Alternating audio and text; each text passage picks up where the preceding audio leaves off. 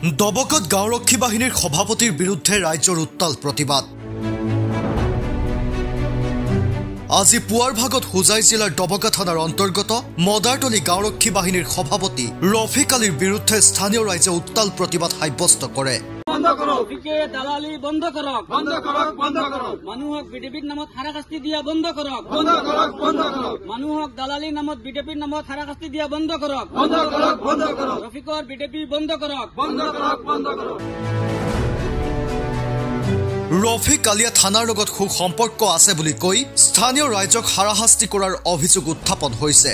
ৰাইজে এই বিষয়ে মাত মাতিলে নিজৰ পত্নীৰ হতুৱাই বিভিন্নজনৰ ওপৰত ভুৱা গোচৰ দি হাৰাশাস্তি কৰে।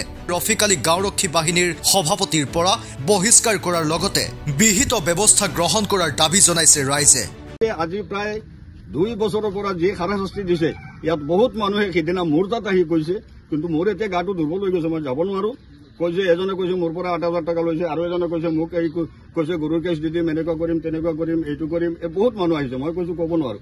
আৰু মোৰ গাটো ধৰিছে, এতিয়া ভাবিছো চবে মোক ভয় কৰে, এই চবে ভয় কৰে গলি পেলাই ইমানলৈকে গৈছে। গতিকে যাতে এইটো সুবিচাৰ হ'ব পাৰে।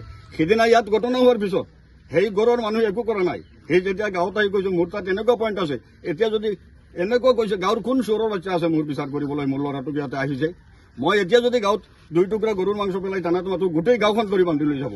এই তেতিয়া গাঁৱৰ মানুহ এজনে তাক থাপ্পড় মাৰিছে। এইটো কথা তুমিতো কি কৈছা? সেইজনে এটা থাপ্পড় মাৰিছে, সি তাক আকৌ ঘূৰে মাৰিছে। ইয়াতে একো মাৰপিট হোৱা নাই, সিহঁতে মিছা কেছ দি পেলাই গোটেই গাঁওখনৰ হাৰাশাস্তি দিয়া।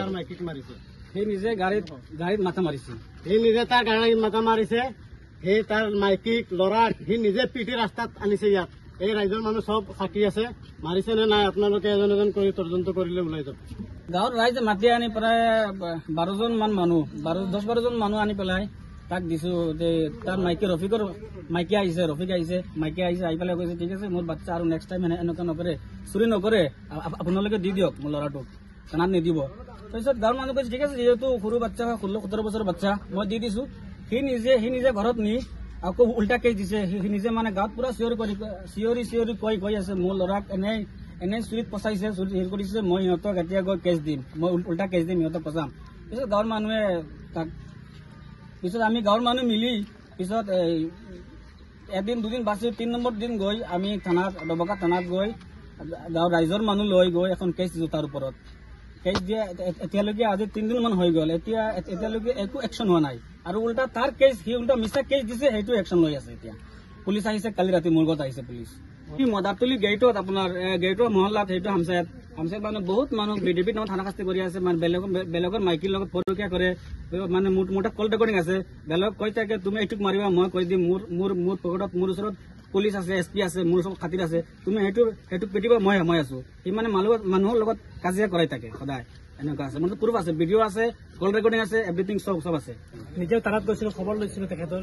খবৰ লোৱাৰ পিছত থানাত পাই মই 2 ঘণ্টা ধৰি আছিলো। তেখেতক কৈছো আমি গোটেই গাঁৱৰ মানুহে যিটো হৈছে আমি নিৰপেক্ষ হিচাপে চাই দিম, কিন্তু তেখেতে আমি এতিয়া ঘৰত আহিছো। ঘৰত অহাৰ পিছত তেখেতে ফোনযোগে মোক কৈছে মোৰ একো বিচাৰ নালাগে আৰু মই কেছ দিয়া নাই।